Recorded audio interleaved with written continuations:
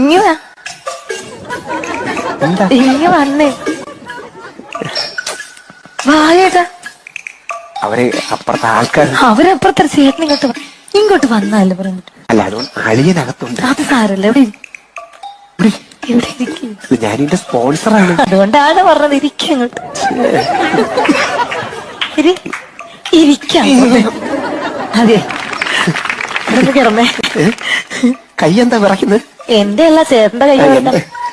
പെണ്ണുങ്ങളെ കണ്ടിട്ടില്ലേ ഇങ്ങനൊക്കെ? അതെ, ഉടനെ കിടന്നേ. കിടക്ക അങ്ങോട്ട്.